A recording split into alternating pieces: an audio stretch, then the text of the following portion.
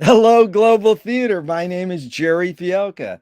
Today is January 8th, 2023. We want to thank Rob Grant and his amazing podcast, I'm Probably Wrong About Everything.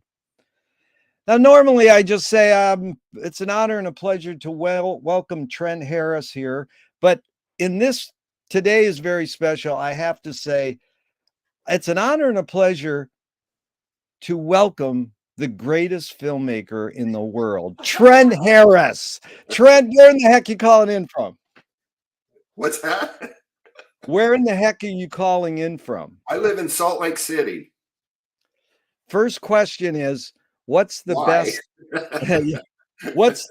Why? What is the best thing for a human being? The best thing for a human being? Yeah. I like beer.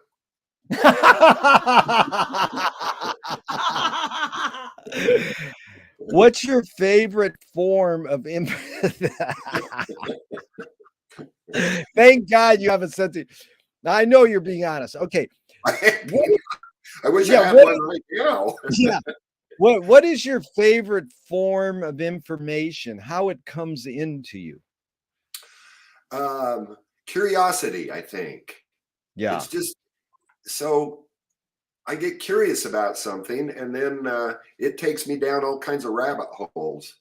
Recently, I just I thought, what would happen if I put a microphone down an ant hole? So I went out in the desert and I put a microphone down an ant hole, and they make a lot of noise, really interesting noises. I was very surprised about that, and it led me on a whole kind of deep dive into ants and what they do, and who they are, and what they. So I think curiosity is probably the impetus for where I get most of my information. Now it's funny, Trent, because most people say that word for the next question, which is, why do you think humans collect or gather information? Well, I think curiosity did not kill the cat. I think ignorance killed the cat. Yeah. So I think that's why people gather information, to stay alive.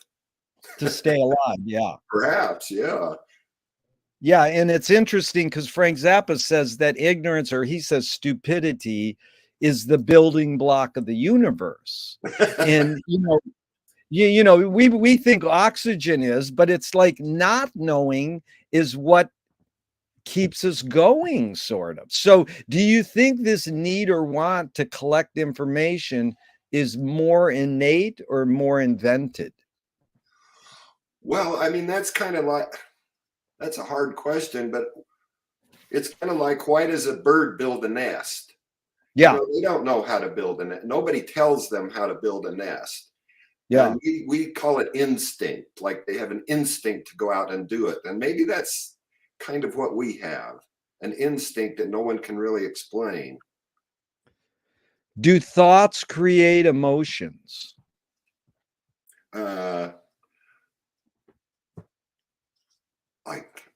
I've never thought about it that way, but I suspect they do. Yeah, I'm thinking right now. And what's the emotion I have? What's the emotion I have? I'm perplexed. Is thinking more innate or more invented? Well, I think it's got to be innate. Yeah. I think it has to be. I mean,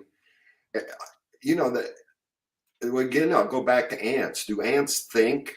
Yeah. I mean, I started wondering about that. Do ants really think? And then I started looking at the collective, the ant hill, as a brain, because each of the ants don't know why they're doing what they're doing, but collectively they create this wonderful thing that's not unlike a brain in many ways. Yeah, it's well put. Trent, fill in the blank. I don't know what I think until I seldom know what I think. That is good. But, Marshall McLuhan says, I don't know what I think until I say it. And Joan Didion says, I don't know what I think until I write it. Oh. So now revisit it. I don't know what I think until I.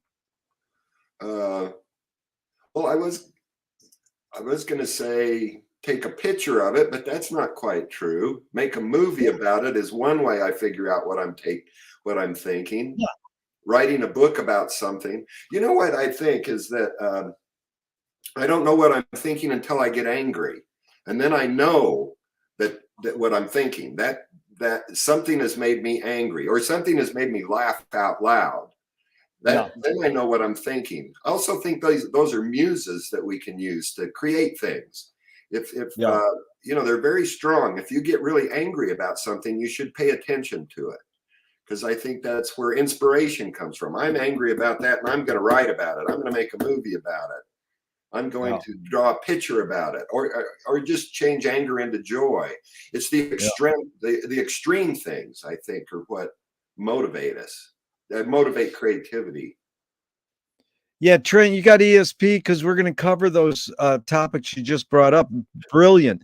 I'm No. serious. But they're down the line a little. Oh, good. Can humans think without language? Oh,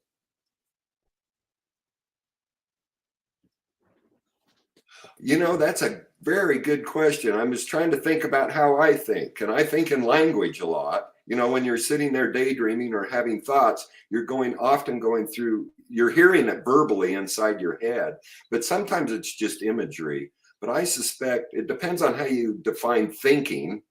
Yeah. But we certainly use it I mean, we have that internal voice, which is definitely language. Yep. Again, amazingly how astounding you're anticipating questions we're going to tackle down the line. It's sort of like a Mobius strip, what happens in these. So, Chomsky says that a language is not just words. It's a culture, a tradition, a unification of community, sort of like what you said about the ants, a whole history that creates what a community is. What do you do when language doesn't work? When language breaks down, what do you do? What do I do? I haven't had that problem. Do you mean what would people do? Well, yeah, again, you put in the context you want. Like you're at the grocery store and you're talking to someone and language breaks down. It's not working. What do you oh, do? well, you know, I spend an awful lot of time in other countries. I've been in 30 other countries, and many of them I don't speak the language. So one thing you fall back onto is there is some universal sign language. You know, if you point at your mouth and go like this, they know I want a beer. You know, Yeah. here is to pay. I mean, there are certain things like that, and it's amazing how much information you get from facial expressions on people. Yep. You can tell whether they're angry with you, whether they understand you, whether they're curious about, no, I don't understand. You can tell a lot of that by body language, and particularly facial things. Yeah. It's amazing how well you can get along in places where you absolutely don't speak even one word of the language, which Yeah. I've had quite a few places like that. Yeah, that's gesture. That was a really good answer. So your basic observations, it's a stupid question, but your observations of humans in general, are we more thinking beings or more feeling beings? Uh, Gosh. Well, it doesn't seem like we're thinking a lot lately, does it? You know, I don't know. I don't know. Yeah, it's That person's. I'll tell you one thing is that the older I get, the more I say I don't know. that's fine. Saying I don't know. And one thing I used I to know love, everything. You know, I used to know everything. you used to know you were the greatest filmmaker in the world. I used to know that, but no, it's funny because 80% of people say we're more feeling beings. And we can't separate feeling from thinking. In reality, they're so intertwined, but we think we can because we invented the word thinking and we invented the word feeling. So we think we can separate it. That's my opinion, actually. Now, when you say 80%, do you mean 80% of the people that you've interviewed? 80 to 90% of people of 40 years of saying, are we more thinking or more feeling? They'll say we're more feeling. I'll be darned. Huh. But guess what, Trent? This is how they say it. I think we're more feeling. Yeah, right. I mean, that literally tells you a lot right there. It's totally right. Yeah. And you'll love this one. One of my favorite quotes of all, Bridget Bardot. When Oh, I make love, I don't think. And it's like, good luck. How are you going to turn your brain off and not think? You should surrender to this sensual experience for your body. But how do you turn? It's like people meditating, they go, think about not thinking. well, think about making love to Bridget Bardot. That's why I love quoting that. Especially maybe you're like me, maybe the little, not her currently, but maybe a little. Two questions from Alan Turing, 1950s. Is thinking a function of the soul? Well, I have no idea what the soul is, so I don't know. What's the soul? I never understood that. I've never understood what people mean by the soul. I mean, there's the religious thing where we've got some soul that inhabits our body and then goes to heaven or hell, which doesn't make any sense to me at all. So I'm not sure what people mean by the soul. Do they mean the personality, or what do they mean? What are they talking about? Explain to me what a soul is. Or Yeah, no, I'll leave it at that, because that's really what this series is all about, Trent, is inventing new questions or new metaphors. It's not so much you have to answer the question. People go, did I answer the question? I goes, you don't have to answer the question. These are just prompts to talk, to have conversation. So the second Turing question is, can machines think? I did a very interesting documentary on that, on artificial intelligence, and they get into how people are thinking and whether are machines thinking. And again, it comes down to how you define thinking. Yeah. There's a lot of people that, what do they call it,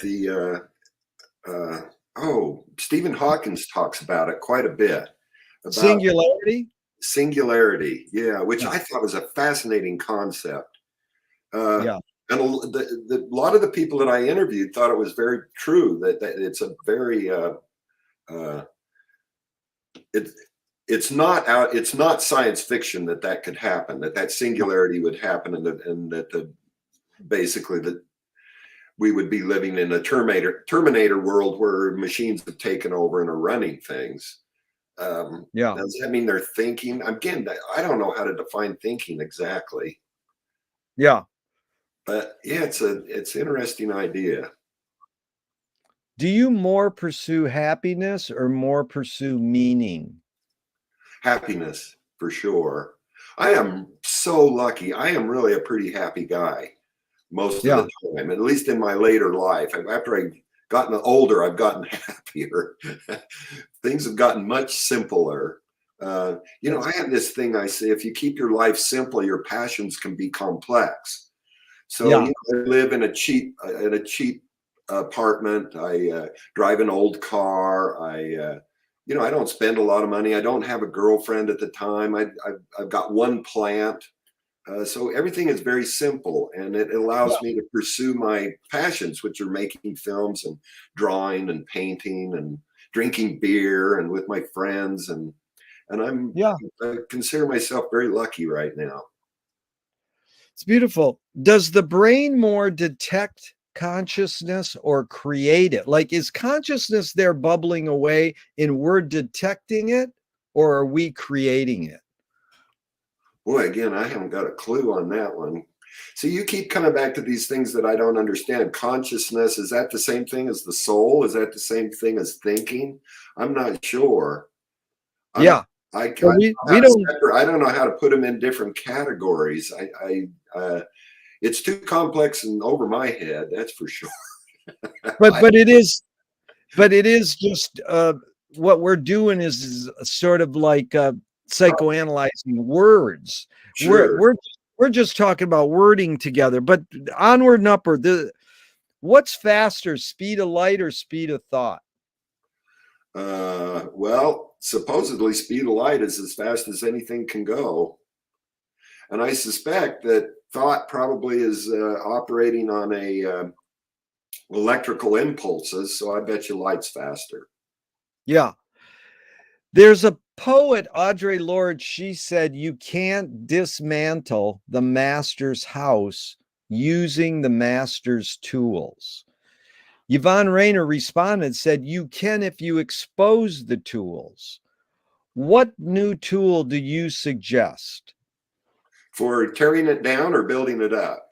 Yeah, again, you put the questions into the context you want. Just because I open some of these questions with cute quotes, you don't even have to apply them to the quote. The basic thing I'm after is what tool do you gravitate towards? You can apply it new. You don't even have to. You could ignore the word new tool. And if you want to apply it to dismantling the master's house, you can, because that's metaphorical too. Well, who's the master? The guys who distribute your film, or the government, or who, just so again, you put in the context you want. Well, I'll come back to them to curiosity is the tool Yeah. I use more than anything. Curiosity. You Yeah. can use it to dismantle or you can use it to build. Yeah. No, that's brilliant, because you got it. People think when I say the word tool, I mean something tangible. So that was good. What new toy do you suggest? A new toy. Huh. Boy, I'm trying to think if I have any toys. Uh, what I would recommend is getting rid of old toys. I would Yeah. recommend getting rid of cell phones. Yeah. Smartphones are not that smart, quite frankly. And people use them to hide behind all the time. I don't know. Yeah. I'm against that toy.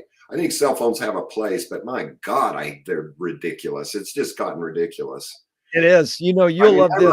I ride the bus often because I ride up to the Yeah. university on the bus. And you get on the bus and there'll be 30 people, 28 of them are looking at their cell phones. They're not looking Yeah. at anything that's going by. It's a killer of curiosity in a way. I mean, Yeah. it so deadens so many things, so many senses. That little screen is the enemy Yeah. of creativity. Distraction is the enemy of creativity. And that is Yeah. a big distraction. Yeah. Trent, it's beautiful. You sort of might enjoy I invented a art project where super glue your cell phone to your hand, and one person literally went, that's a good idea. And I was like, what? What do you worry about when you go to bed at night? I don't. I'm not Nice. worried. I'm remarkably happy, as I said. I mean, Yeah. I just some during the daytime, once in a while, if I get worried, it'll be about really animals, the climate, and the extinction of these wonderful creatures that I'm getting to learn about as I go along. I'm Yeah. worried about them. I found out the most amazing thing yesterday. I don't know if you know what a naked mole rat is, but it's the damnedest looking thing you've ever seen. And it can Yeah. run backwards as fast as it can run forwards. So I started Wow. thinking, how in the fuck does he do that? So then I did this deep dive into mole rats and discovered that they can live to be 30 years old, where most rodents are only 2. And they have a queen, just like a beehive in a colony. Yeah. So all of the babies are coming out of this one naked mole rat. I mean, these things just, you find these fantastic, amazing, spectacular things, flying frogs, all of this stuff, and it's all disappearing. It's all disappearing, and it is just heartbreaking. That's the thing that worries me the most, or that bothers me the most. But People don't know what's disappearing. And I'm inspired by your love for all living creatures. It's beautiful. In fact, Marshall McLuhan learned from Ezra Pound, the poet, that artists are the antenna of the race. So, by artists, I mean painters, filmmakers, Sure. podcasters, whatever, scientists are they're antennas of the race, and they're broadcasting and detecting the hidden psychic effects of our inventions. So we might be able to cope with what we don't like about the inventions. So, Trent, I asked you the question Marshall probed his whole career. Why do we ignore the hidden psychic effects of our inventions, even though the artists are broadcasting them to us? Well, I don't know if we ignore them. I mean, I was thinking just on, I think it was Plato had a great quote. I even have a quote or two once in a while. It was, when the mode of, you should like this one because of Frank Zappa, when the mode of the music changes, the walls of the city shake. So I started thinking about what in the hell does that mean? And it has to do with art affecting, external political forces or social forces. I mean, I started thinking about, for instance, gay rights. Um, you know, it wasn't a politician or a businessman that brought about gay rights. It was Madonna, quite frankly. It was people like Madonna. It was artists. Yeah. That's really good. You really taught me a great quote. I love that. When the mode of music When the changes, mode of the music changes, the walls of the city shake. that's so cool. I Yeah. love it. I'm going to use that. It's so, do artists? You think about Marcel Duchamp and Dada and all that stuff coming out of the First World War, and it totally relates to that. Dude, I'm bringing up Duchamp a lot. So again, thanks for your ESP. And I love what you said because it leads perfectly into this. Do artists have a moral obligation? To themselves, Yeah. to themselves, I think that's you got to stay true to that beam, I think. Yeah. I mean, I feel weird calling myself an artist, quite frankly. It makes me kind of nervous, and I'm not even sure why. I think it's because so much of it's it has become very pretentious in a lot of ways. Oh, I'm an artist. It's very I totally anybody that farts in a bathtub can call it music, and it's just actually that might be kind of a good recording, maybe. That's Let's try that out. That's Le Petit There's been 5 movies about him. Johnny Depp's most cherished role he wants to do is Le Petit. He's the guy who performed with farting in France in old Gay Paris. He sang. I didn't know that. He performs songs farting. So this leads into a good little sidetrack. We're going to get into this, but I have to tell you what Al Flipside, he published a magazine for punks in LA for 20, 30 years. And his motto was, don't sell out, sneak in. I like that. And then Paul Schrader, who wrote Taxi Driver, and you'll love this. Schrader was raised in Grand Rapids, Michigan, by Calvinist parents who wouldn't let him see movies growing up. Wow. So you better be careful, because your kid might, if you don't let them see movies, they might grow up and write Taxi Driver. check this line. I want to hear your reaction to it. He said, the role of the artist is to attempt to sell out, but fail.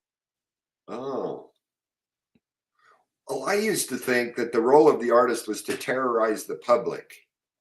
That's good. It kind of got, I mean, that's really kind of what I thought or used to say. I mean, terrorism took on a different meaning a little later in life, but I always thought the role of the artist was to terrorize the public. No, that's Godard. Godard said something like the artist. He's always copying me. He was copying me all the time. That's why he said that's why he died. He says, I haven't had enough copying Trent.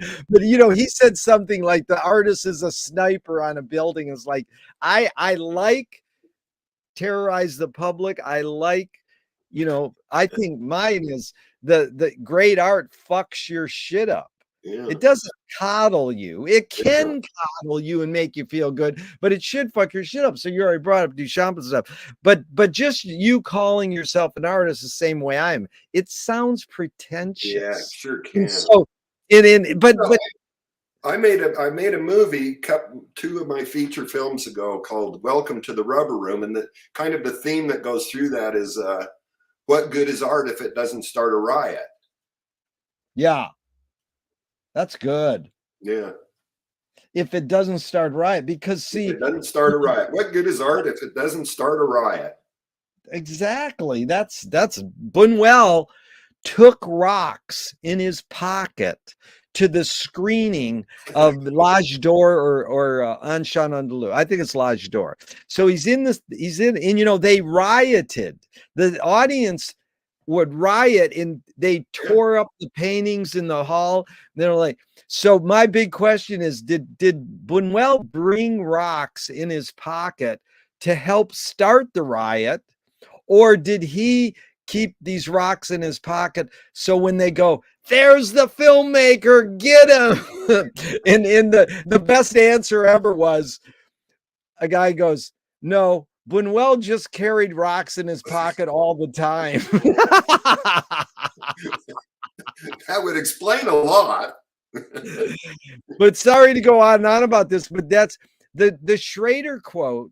Again, like 80 to 90% of people go, oh, I agree. The role of the artist is to attempt to sell out but fail, which I don't even implies, know what that means. well, this is what it sort of implies.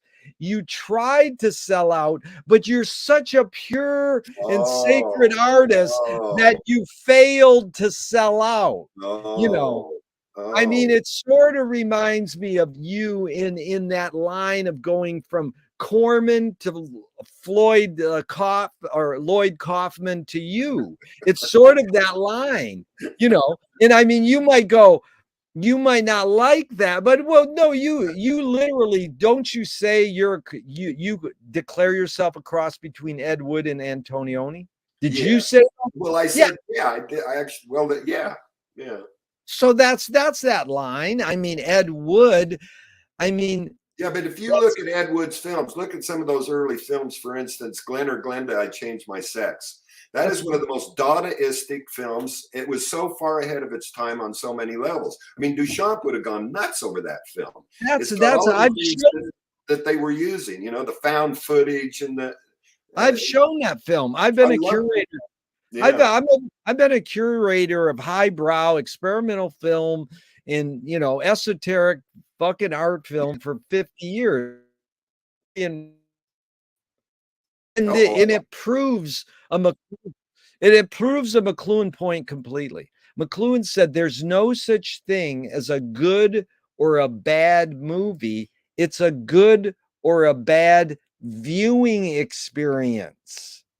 So if you declare, I've studied the history of film and Ed Wood's the worst filmmaker in the history of the world, but people go to his film and have a good time, that that's the bottom line. They had a good viewing experience. well, I also think you can develop a more sophisticated sense of aesthetics by studying and looking at things. But I think you have to have a very sophisticated sense of aesthetics to appreciate Glenn or Glenda, I Changed My Sex. I mean, that is a spectacular film. You Well, know, that's postmodernism is yeah, you engage lowbrow and highbrow. yeah. It's not just highbrow. So are you more afraid of new ideas or more afraid of old ideas? I'm not afraid of a damn thing. That is so cool. Can you conjure up your earliest memory ever, like or one of them? Yeah, well, one of my favorite ones is going to the movies. Yeah, I grew up in a small town in Idaho, and they had a drive-in called the Spud Drive-In, and the S fell off of the sign, so it was the Pud Drive-In.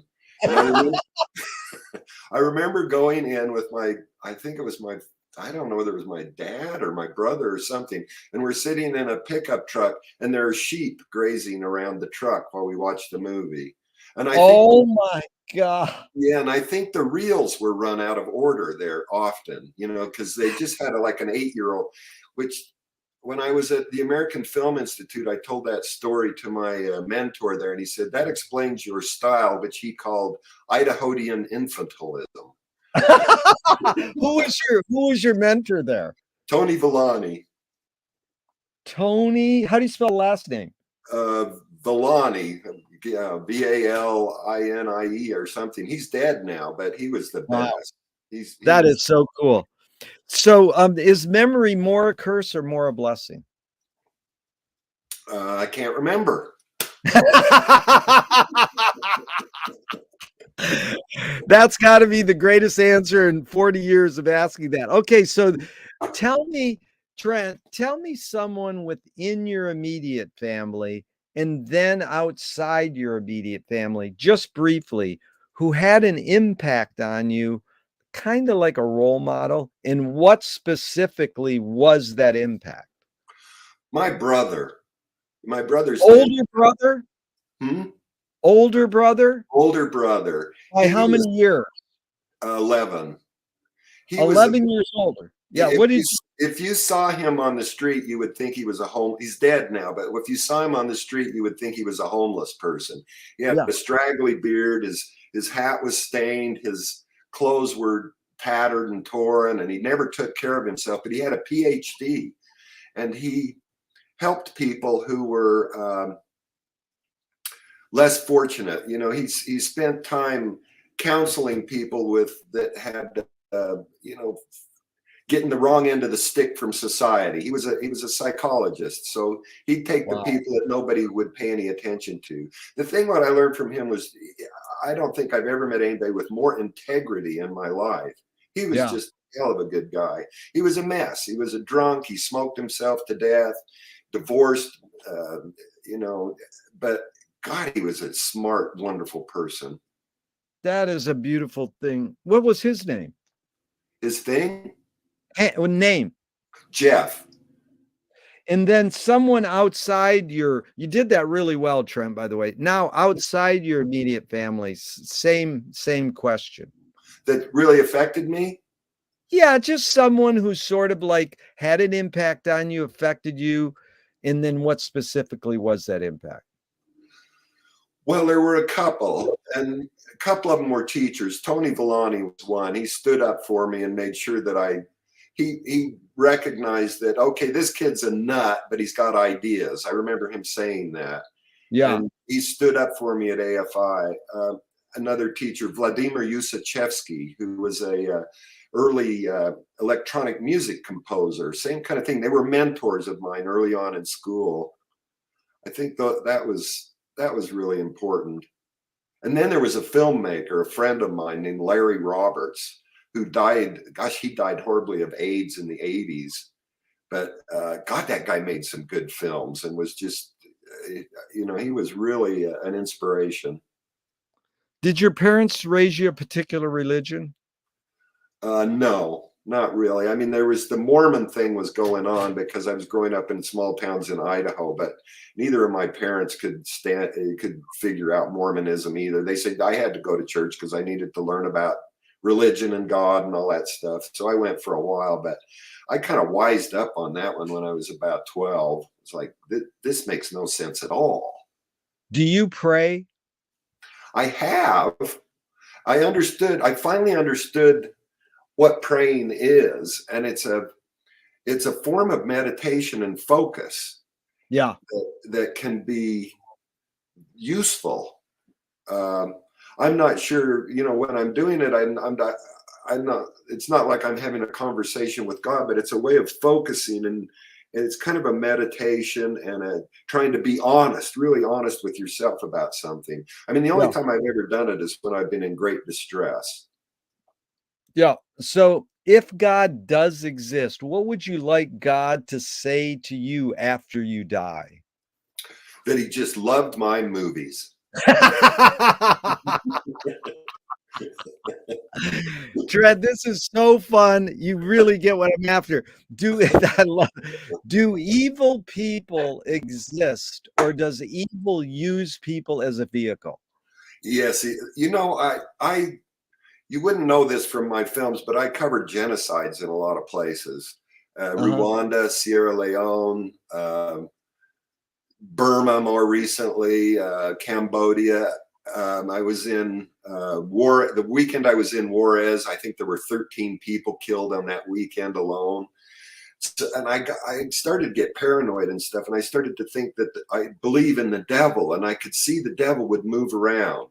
So, okay, this week the devil's in Juarez. Last month the devil was in Rwanda. Yeah. A year ago he was in Cambodia. I mean, I've seen the cruelty, how cruel people can be, and it just defies. It's so hard to understand. The one thing I have noticed over and over is that these people often that are being really cruel think they're doing the right thing, Yeah. which, Oh which yeah. is so bizarre, you know? Well, it leads perfectly into the next question, which is how do you advise someone to deal with an enemy? And I'll set it up with a few modern thinkers. Alan Watts says, if you acknowledge your enemy, you empower them. Coppola stole from the mob and the samurais. Keep your friends close and your enemies closer. Right. JFK said, forgive your enemy, but don't forget their name.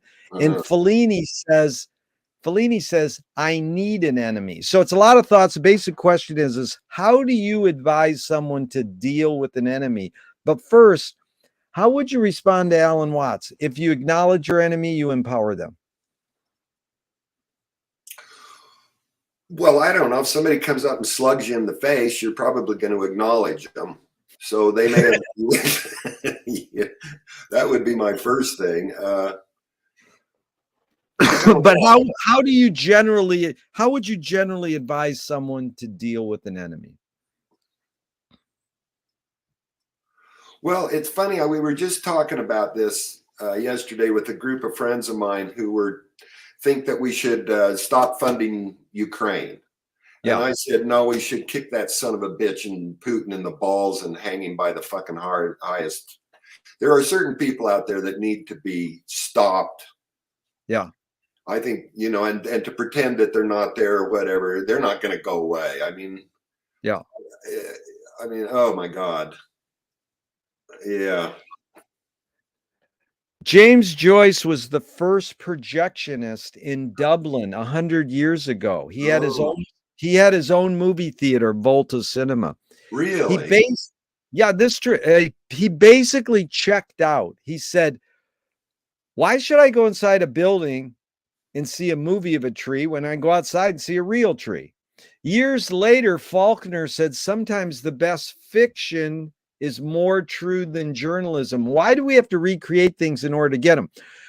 Trent, why do we have to go to a theatrical play of people acting out life? Why don't we just live life? Oh, well, I can tell you that's an easy one. Sometimes you have to make stuff up to get to the truth. Yeah.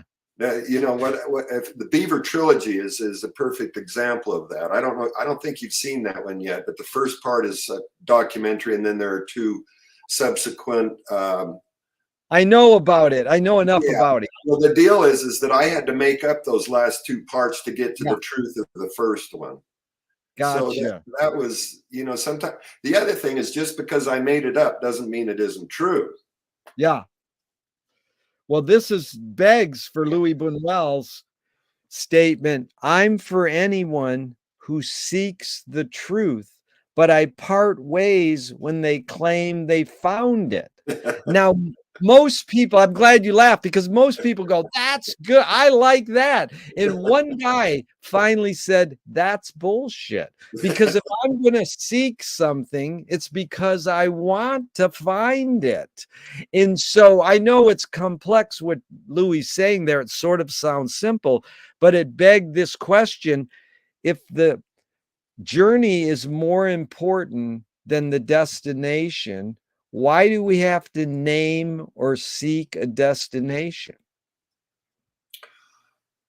uh, you got to be more. I'm not sure what the question is there. Say that Yeah, again.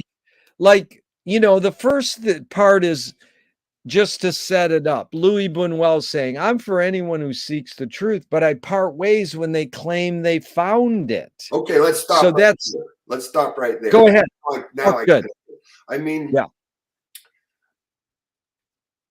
I'll bet you Louis Buñuel, when he was making a film, that he started off with an idea, and then when he finally finished his film, he'd found it.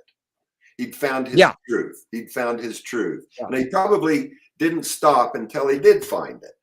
And he, Yeah. I'm sure that he would look at his own films and he'd say, well, they're not perfect and stuff like that. But he set out trying to tell the truth with a truth with his film. And I can't believe that he wouldn't agree to that. Yeah. I Yeah. mean, So you gave a good example with Beaver Trilogy. You're saying the first part is true, but you made up parts 2 and 3 to illustrate how to get to the subtext, to get to the subtext. Yeah, to get to the subtext of the truth of the first part. Yes. I Yeah, think that happens often. You often have to make something up in order to get to the truth. I mean, that's what most great literature is like that, I would say. Yeah. They're telling some kind of a truth. Yeah, this is my whole everything is the hidden psychic effect. So we know, like Billy Wilder said, I just hope that they like my movie as much as they like the popcorn. I mean, why do you have movie theaters? To sell popcorn. That's what makes the money. The movie doesn't make the money. The popcorn makes the money. So it's funny that he says that because he knows the subtext is that he's going to try to make a good film. Yeah. But what was Trent? What kicked you over? I sort of asked for the tipping point. So basically, you're sort of, I know you don't want to be called an artist, but your calling or pursuits are writer and filmmaker. I mean, in being a writer, you're an artist, you make drawings and paintings. But I mean, what kicked you over? Are you going to these drive-in movies when you're a kid and going, "Oh, I want to do that." Like, where's your tip over points? Would you study in college?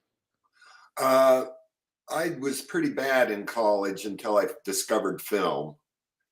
I like to paint ever since I was a little kid. I don't know why, but even when I was 8 and 10 years old, I'd like to do drawings. And I noticed a lot of my friends would stop after a certain point. When they got 13 or 14, they'd stop, and I just kept drawing and making. But wait, let's stop there for a second, because first of all, I got to tell you this great joke.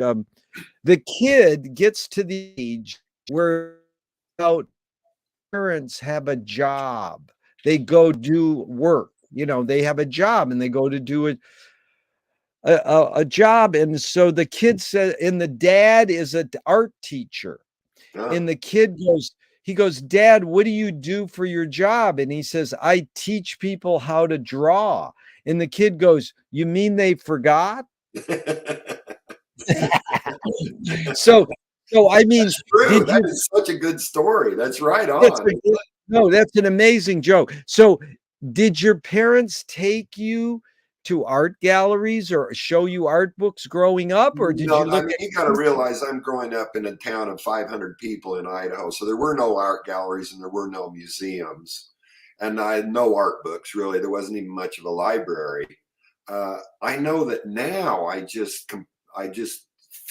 it's like food to me to go to a museum. I just love museums and art galleries. Right. I'll travel to different countries just to go see a show.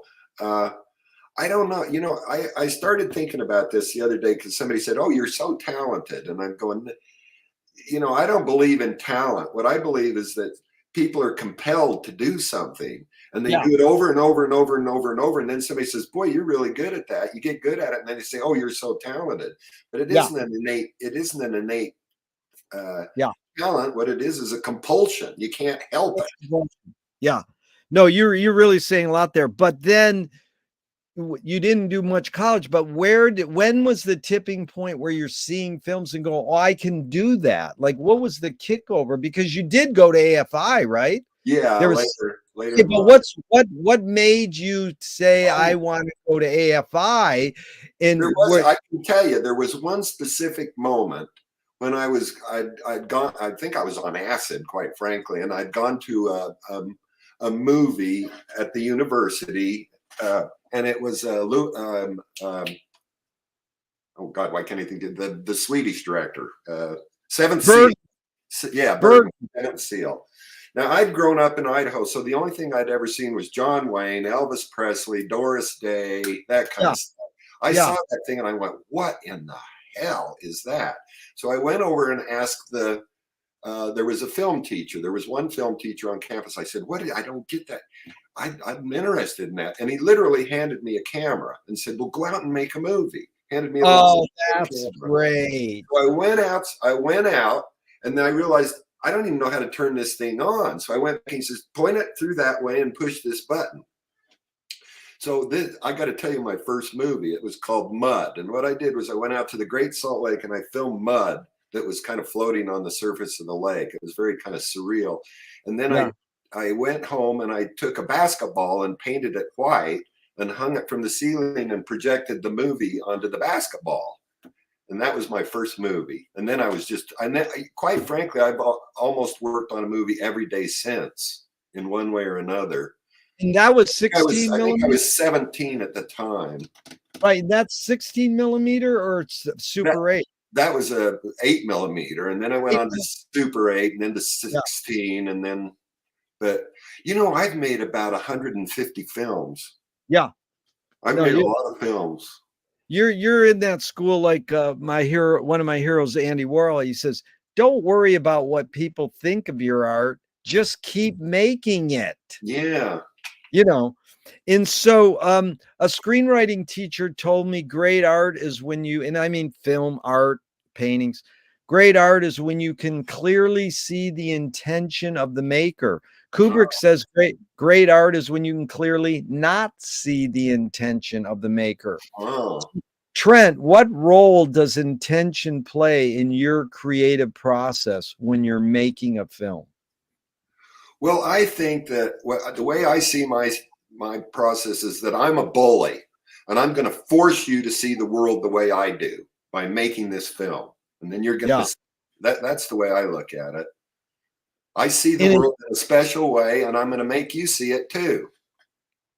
yeah, my way, sort of. But is that the same when you're writing and when you're painting? Well, not necessarily. The painting stuff is almost like a trance. I don't even know what I'm doing. I just get in there and start painting and doing things. It's but the writing is that way. The writing's definitely that way. You I mean I see you're the world. you're Sorry. trying to bully with your writing? Well, I'm trying. Yeah, I'm trying to bully people into. I see the world in a specific way. It goes back to this thing with Beaver Trilogy. When I filmed the very first part of that, people looked at that and said, "Well, that's silly. That's weird. That guy's a weirdo." And it's like, no, I see that world, and that's not what's going on. So I Right. made that film to force them to see that kid the way I see him, which is, Yeah. the pathos, the That's subtext, brilliant. that whole thing. So Brilliant. yeah, I'm going to make them see it. I'm going to make them see it. Yeah, So I do that that is. with the writing too. But Trent, where did you get this sense? Because we haven't gone into, you mentioned literature here, but where did you get this sense that the subtext or the pathos is important for you to explore? Where did you get that? Well, I mean, I just got it. It wasn't like I got it because I saw what was going on there, and these other people didn't, and I couldn't understand why they didn't see it. But where did you get that ability to see it? I Did you don't. learn that? I How don't. did I don't know. I don't know. Part of it might have been with my brother, and my brother. There's a thing that he said. I was trying to describe to him this character in the Beaver trilogy, and he said, "You know what that is? He's a heroic misfit." And then he Oh, looked at me and he wow. said, all of your films are about heroic misfits. And then I Oh stepped my back and God. looked at it, and it was like, he's right. I hadn't done it necessarily intentionally, but he was absolutely right. Ruben and Ed, two heroic misfits. Beaver Trilogy, Plan 10 from Outer Space, Welcome to the Rubber Room. They're all about heroic misfits. It's amazing. Really, I think there was something. So was he more Jungian or more Freudian in his psychology? He was more common sense. He was just common sense. It That was like, is, you want to raise kids, feed them a lot of beefsteaks. He was oh, just common sense and compassion. oh, that's amazing. Did he get that from the way your parents raised you? Compassion? No, no. I Well, think he might have got a lot. I think he might have got a lot of that from Vietnam, quite frankly. Oh, he got being compassionate because he had to go to Vietnam. I think I think that played into it. Let's put it that way. Wow. But were your parents compassionate? No, my father was no. Yeah. My father was not confusing person, and my mother was very supportive about my drawing and painting and stuff like that. I was raised by a single mom, basically, and she. Oh, you were raised more by your mom. Yes, and she was very supportive. And even though, she wasn't making any money at all, but she'd still make sure that I could go to my art class. When I was 12 or 13, it's like, yes, it's it's $5 a month, but I'll get it out. Wow. Did she ever see any of your films? Oh yeah, she's in a couple of them. What did she say about your films? Did she loved my films. It was really interesting when I very first started to show my films, short films and things. I was showing them at the Utah Film and Video Center, and she said, "Trent, I don't think anybody's going to go to that unless you give away door prizes." So she'd make these hot sauce. She'd get a bottle and make hot sauce and actually sculpt the pot that the hot sauce was in. And then we'd give the Maze Atomic Taco Bomb sauce away as door prizes. And people started to write about it.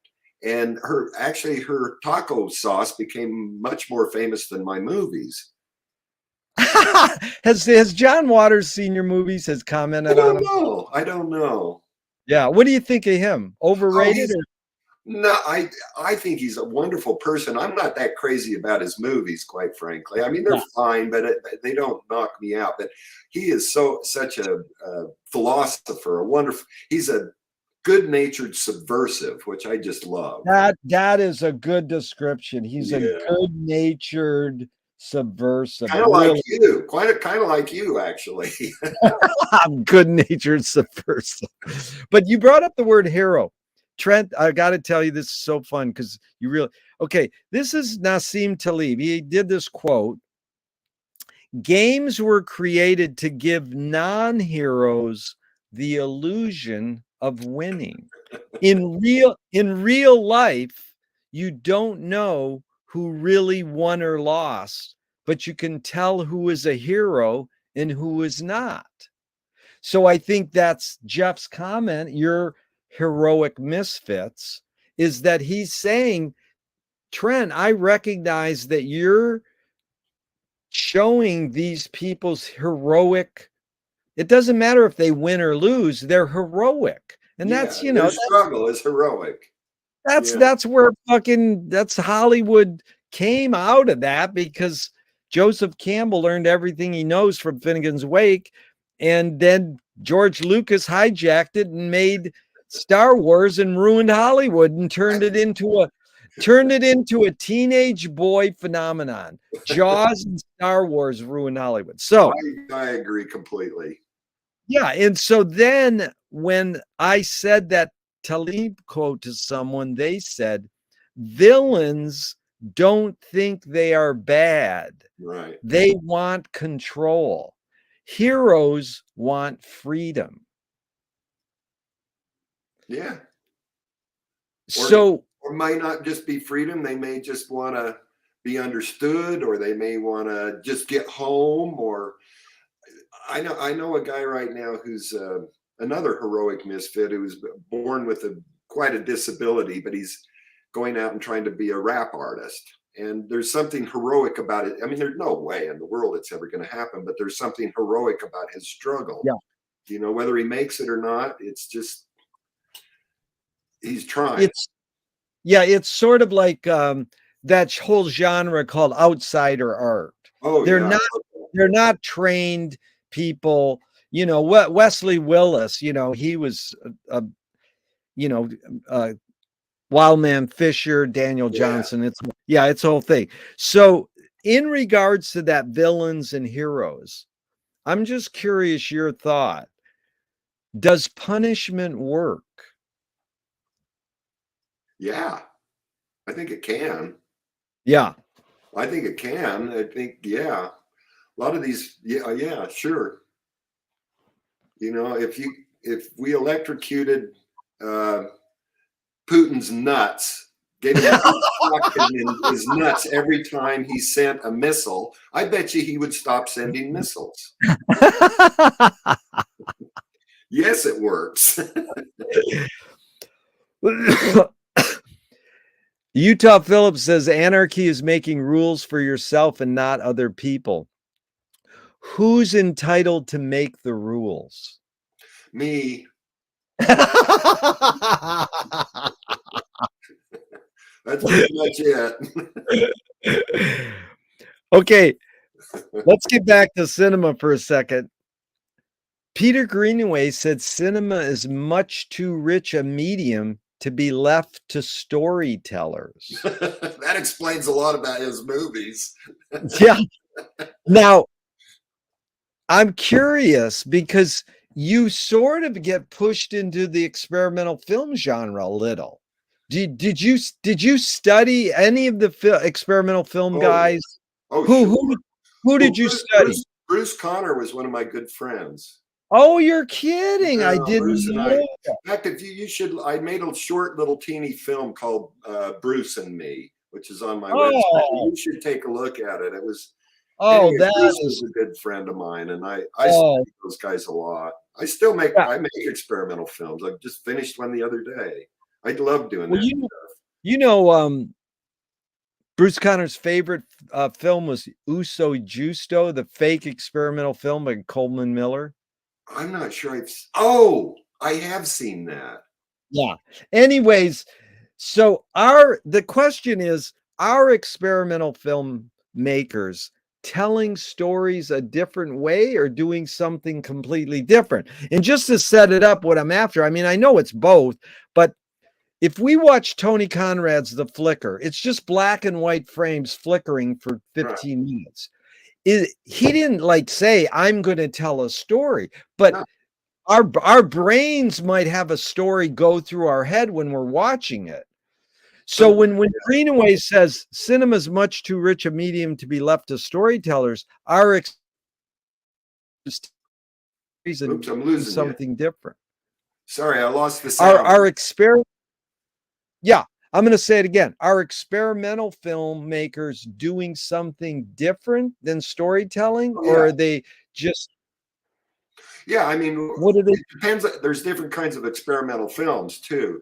But there's sometimes it's like painting. They're painting with light, so it'll be a visual painting. The flickering is probably a good example of that.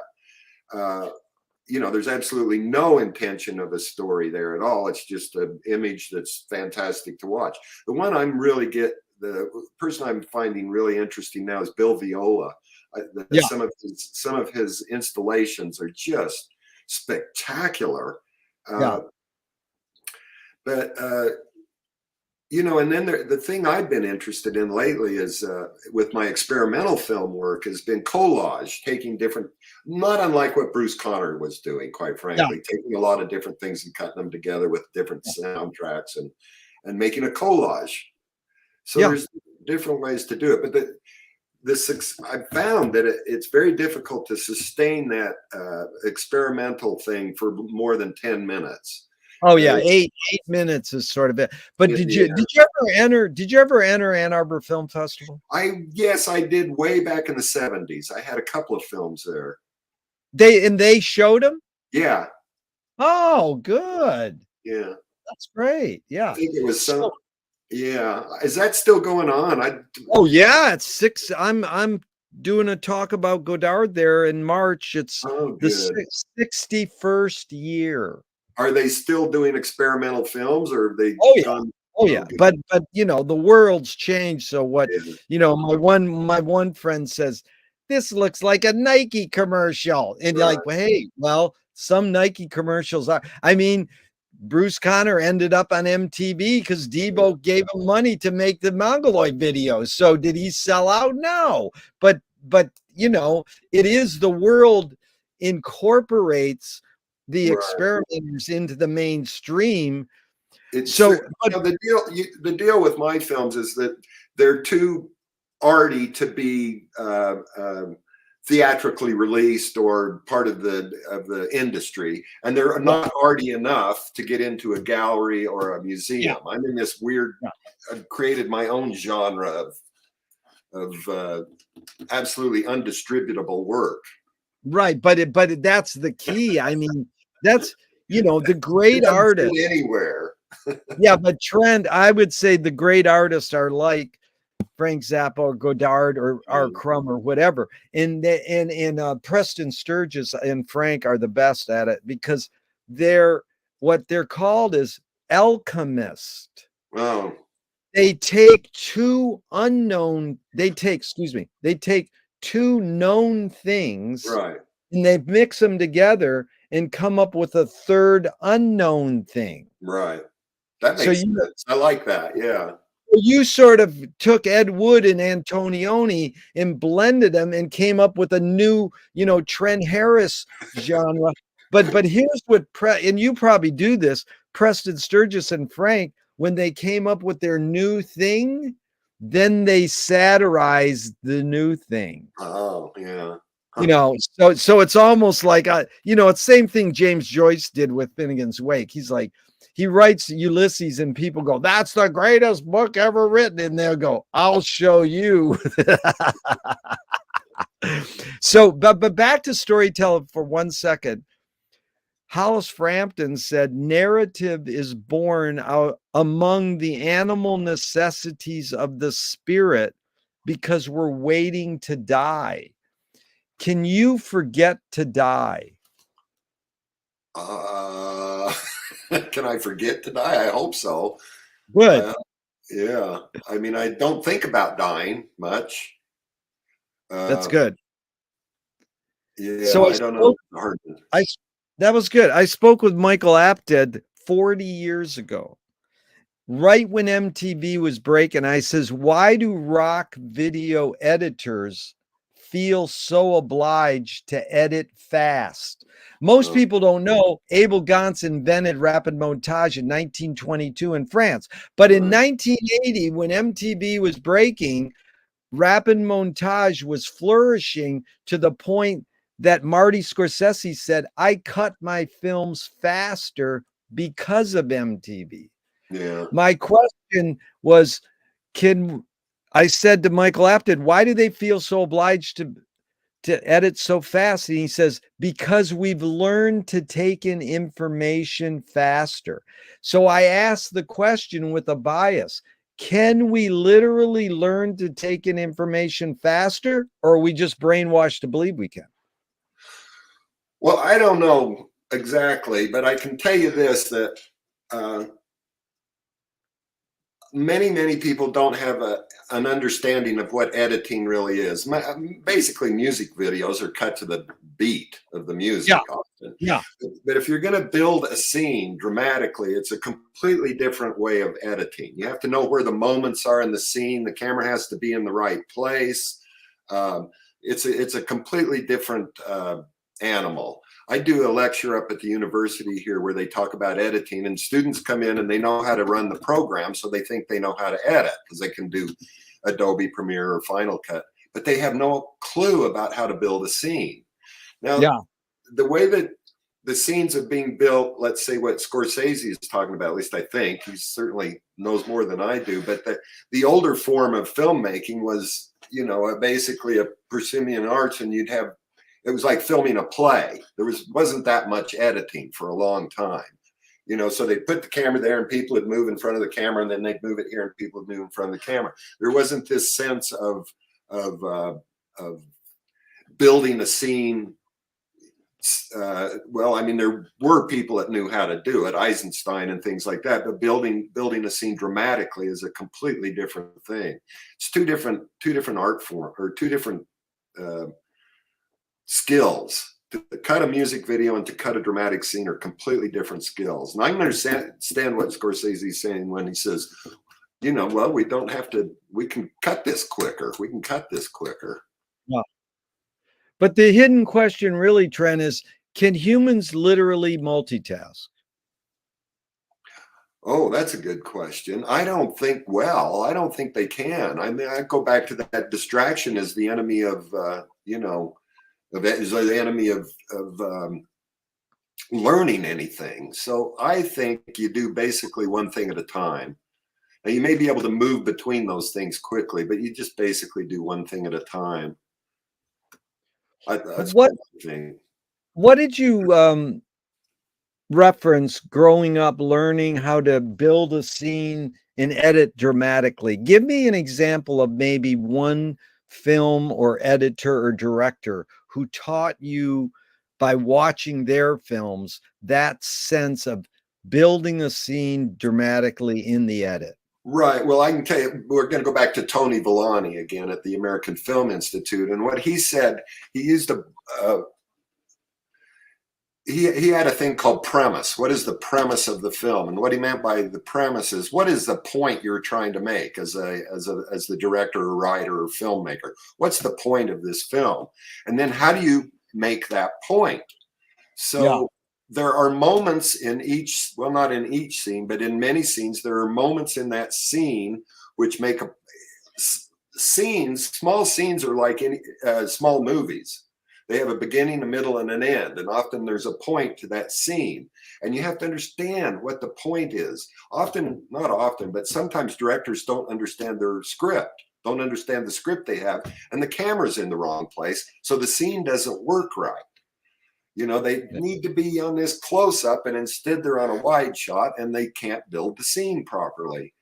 It's got to do with what the premise of the film is. If you understand the premise of the film, it will tell you where to put the fucking camera. That's amazing. That's like your short video on YouTube. What's it called? The world's greatest filmmaker? Probably. Yeah. It's like our favorite line. My wife and I would just loved it. Well, yeah. What's your point?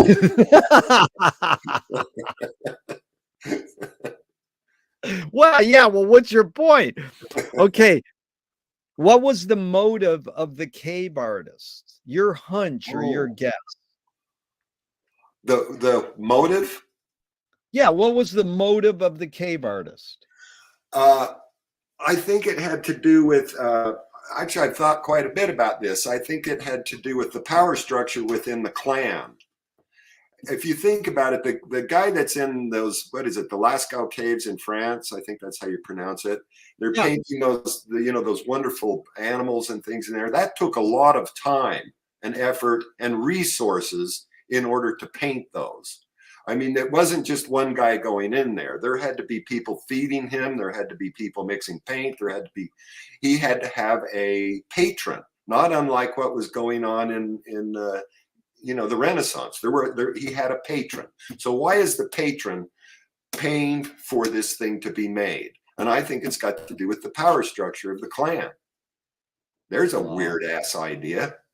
Dude, that's way beyond, because that New Yorker article that spawned Herzog's film on cave art. That I don't know if that was introduced in there. I love that, because everybody always said they go, it's mystical. They're trying to blah blah blah. So it's beautiful that you go beyond the normal thinking and you introduce other ideas. Power structure is huge in the history of art. I mean, that's That's boy, we could do a whole salon on that. So one of these days I'd like to do a salon with you where we have other filmmakers talking. Yeah. In I fact, mean, I don't this think Herzog didn't get into that power structure thing at all. He went into, no, oh, it's mystical, blah, blah, blah, that we've this all heard 5,000 times before.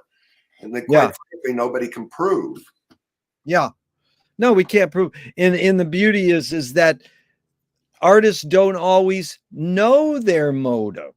They might, but your ideas on having a premise or a point is good, but the artist might transcend that or change it in their making, and sometimes Sure. articulating why you make your art. It's like Zappa would say, I just make this music for myself, and if other people like it, great. But he knew he was raised in a consumer Right.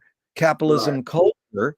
He said, I'm a devout capitalist, and he was making music to be entertaining, and he just didn't want, he wanted to over romanticize in a way, my opinion, of Right. why he was doing this. He was just Right. saying, I'm just making this right. But he knew he was making it because it does feel good when someone said, oh, your song inspired me, or I Right. like your song and I'll pay for it. So, I bet you he was having a hell of a good time making the music. oh, that It was was the whole fun. thing. It was fun. It's the process of having fun. It's Yeah. fun. So what's People underestimate the power of fun. I mean, it's fun one of is my main motivators is fun. If I'm not having a good time making that movie, I'm not making it. fun and play are the two words. In fact, Yeah. funky music is my favorite, and fun key. It's got that key, key is fun. Fun key. So what's more important, Trent, conviction or compromise? Well, in filmmaking, boy, you got to do both. I'll tell you that. Yeah. You've got a direction you're going, and you're trying to get everybody to go in that same direction when you've got like a feature film going. But at the same time, it doesn't always work the way you want it to work, and you do have to make compromises. The interesting thing is when the compromise makes it better than what you had originally thought. So for instance, I'm working with a set designer and I say, I want to do this. And he says, well, what if you did this? And I look and it's like, God, that's a hell of a lot better idea than I had. So I do Yeah. make a compromise like that, and it makes it better. You can't be led around by your crew, but at the same time, if they come up with a good idea, you should steal it and make it yours. That's really good. In fact, they asked Zappa, what is genius? He says, genius is someone who plagiarizes and you can't tell where they got it from. Yeah, there you go. I like that. And T.S. Eliot said, the mature poet steals, the immature poet imitates.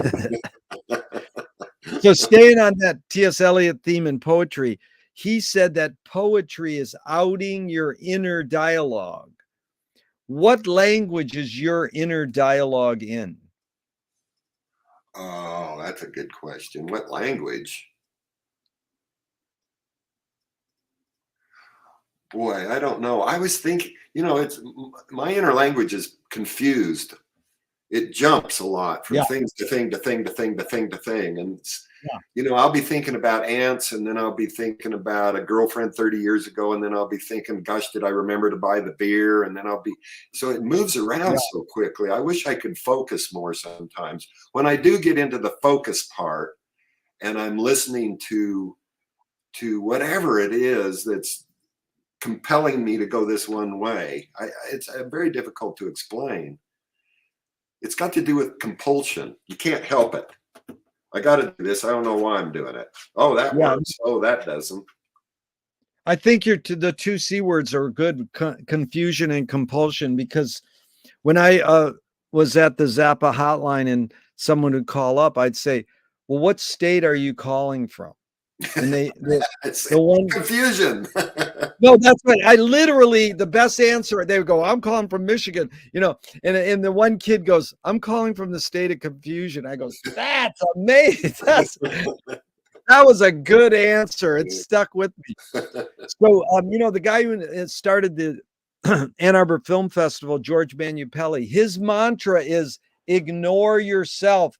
Same with Jonas Mekas said, there is no self-expression. And the great jazz pianist Cecil Taylor says, I'm just a vehicle and this stuff just comes through me. I Mm. know it's a stupid question and it's both and blah, blah, blah, but basically it's a prompt, your ideas and thoughts on this. Is art making more self-expression or more your vehicle for whatever technology, culture, and environments are dominant? Well, say that question one more time. Is art making more? I know it's both, but it's Right. like a little more. Is it more self-expression or more you're a vehicle Oh, for your environments, your culture, and your I think technologies? that for me, what it is, it's about self-exploration. Yeah, It's like, where am I going with this? Where am I going? yeah, Oh, and it's a discovery as you go along. People don't sit down and say, I have an idea for a movie and then write the movie. At least I don't. I sit down and I write maybe a scene or maybe a character, and then that leads me to something else, and that leads me to something else. So it's a yeah. process of exploration more than anything else, often. I like that word, exploration. And then the follow-up, Trent, is can art making be egoless? Uh, well, I was wondering about that. When a bird makes a nest, is there ego involved in it? Some nests are better than other nests. Is a bird particularly talented, or are they trying to make a prettier nest? I don't know. I Yeah, For me and people for people, I think it's definitely partly ego. Except for you bring up the outsider artists. And yeah, sometimes I don't think that has so much to do with ego as it has to do with, I mean, in some cases, I've read a lot about outsider artists. I go to that stuff all the time. And I think sometimes they are, the thing I love about it is when they're doing it because God told them to. yeah, God told me to do this. I got to do it. yeah. Or they just get lost in some kind of wild universe and they go, Yeah. that stuff is so fascinating. Did you see Ed Landler's documentary on the Watts Towers? Or you ever Uh, study the Watts Towers? oh, sure. Let me show Check it out. Yeah, go you. ahead. Because he I want to show you you know this thing right here. This is an outsider yeah, piece that I collected. But if you notice, it's written in the Deseret alphabet. Whoops, I'm going the wrong way. Which is an yeah. alphabet that Brigham Young made up. Wow. And it's quite an extra. It's a wood burning. Anyway, I collect Oh this my, stuff. yeah. Yeah. Well, it's beautiful. It's Outsider on art comes from a wonderful place usually, yeah, unless they're in a lot yeah. of pain when they're doing it. Right. And they asked Simon Rodeo, who made the Watts Towers, over 30 years.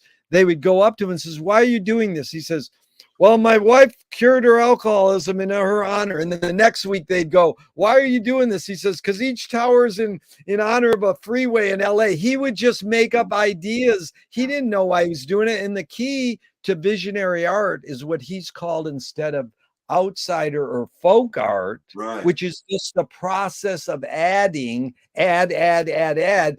Visionary artists know after 30 years, he goes, okay, I'm done. Bye. He didn't go, collect $5 from everybody who sees this and send me one. He just said, I'm done. I'm gone. Yeah. And that's an amazing phenomenon because, it goes back to why do people do art? What is your intention? Yeah. And, like I asked Craig Baldwin once, who I think, yeah, Craig Baldwin's films very well. No, and I'd like to know him better. I know who he Yeah, is.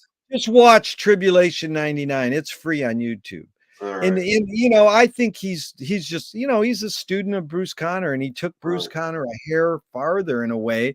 It's a brilliant film. And he says, I don't need 90 minutes. I'm doing it in 45 minutes. And it's Right. like a masterpiece in so many ways. And I always joked with Craig because he'd get invited to big hotshot film festivals and he got well credited in that world. He's Right. treated well, and it's well deserved. And I says, you went to this biennial? He goes, yeah. And I says, did you get laid? like, like, because I mean, there is some fringe to being the star, cool experimental filmmaker. He's like, no, was it worth all that work? Anyways, I'll probably get crucified for saying things like that. You can't say that anymore. Okay, erase that part, Trent. Let's Yeah. move on. Is perception reality? Is perception reality? Boy, you ask these questions that I haven't thought about before. Probably not. Yeah. Probably not. Because there's so many things that we can't see or feel or hear. I mean, Yeah. animals see, and for instance, a dog, when they smell a bowl of chili, they Yeah. don't smell a bowl of chili like we do. They smell each individual ingredient in there. They can smell the pepper, the salt, the da da da da. That's how sensitive their nose is. So the reality that they're perceiving is completely different than the reality we're perceiving. So Yeah. I would say it's not. I would say that it's not. Tell me one major element of your creativeness, and you can put it in aspects of filmmaking or painting or writing. One element that stayed the same and one element that's changed in the years you've been doing it. Well, one element I think that stayed the same is a benevolent respect for the bizarre. I think that I've always had that, and it shows up in my work over and over and over and over and over again. The thing that I think has changed would be I've gotten better at it. I've gotten better technically and better. Yeah. I can do it easier and Yeah. faster. And yeah. Well, let's go to that trend for a second. Benevolent respect for bizarre is really good wording. No, I think it's well put. It's like that half the battle is being able to write your press kit, and write your, you gotta write it and tell them, what, like my wife will look at a movie, we'll watch a movie and she'll look at it, she goes, give me the box again. She wants it. What is this about again? She wants them to tell you sort of what you're doing. But you can say benevolent respect for bizarre is a good thing. But take that word bizarre. Where did you get a sense of what is bizarre? Because if you're going to the drive-in and you're seeing these sheep grazing over here, they're not necessarily watching the film, but you No. Some of them were. but I do have a joke in that regard. But I'll tell you in a second. But do you know where you sense that, maybe it's your mom allowing you to go to art classes early on. Where did you get that sense of bizarre as an aesthetic? Like, did you see Salvador Dali paintings early? You saw Bergman early on, but where did you get a sense of that the bizarre has an aesthetic for you? Well, I remember, I wish I had it with me. It was the very first photograph I ever took. And it's my sister and her husband getting married and they were at the Seattle Aquarium outside. And I took a picture of them. And I remember specifically, there was a big, huge plastic octopus that they were using to, I don't know, advertise the aquarium or something. And I framed it so that my sister and my brother-in-law were underneath this giant octopus. And Right. I remember framing it that way because I thought, my God, that is the most bizarre thing I've ever seen. So I was Right. probably about 13 or 14 when I saw that. Right. Well, and then also that notion of when I was in watching those movies at this PUD drive-in and they'd run the reels out of order and the movie Yeah. would work in a strange way sometimes. It was like, what the hell? Right. Reels out of order. But It at was like, some what? point, It was well, like, at some point you well, realize it takes you a while to realize they're out of order too. It's that's like, what I'm what the saying. heck? And then I had to realize that there were actually reels that could be out of order, which I didn't Yeah. understand. But what it boils down to is somehow you learned the art of paying attention. Yeah. There's Or shocked or something. I don't know. Or the paying, humor in it. yeah, but there's something about paying attention or learning that there's a subtext. I mean, the normal kid might That's just totally it. yeah, That's it's something totally it. like that. I mean, I hate it when somebody comes up to me and says, "Oh, your movies are so weird," and it's like, Yeah, life is weird. Yeah, or yeah, they'll compare me to Plan 9 from Outer Space or something. They're not getting it at all. yeah. Because I'm doing. you know, Plan 10 from Outer Space. I watched the trailer. In the spacing on the text Oh, is got this black space between the letters. And I just made this film. I'm going to send it to you. It's about Frank Zappa and Bob Dylan. And I realized that the guy I made it with should have pulled the text closer on the opening oh, title. yeah. And I just said, And then when I watched yours, I was like, this guy intended the text to be farther apart. And Yeah, then your title goes down and then it pops back up. But it's so subtle how you're doing it. And yeah. it looks not normal, but it looks like you intended it to Oh, be not normal, to look normal. You see? I'm trying to control the speed you read it. So That's that it. it becomes a surprise at the end when Yeah. it says Salt Lake being destroyed by a flying saucer. It really helped me in my life at that point. I was like, see, he did it. So, anyways, Moshe Feldenkrais works with healing and movement. He says it's it's literally possible to identify a weakness and incorporate it to become a strength, rather than we're normally taught to overcome a weakness. Oh, Tell me a weakness you turned into a strength. being from Idaho.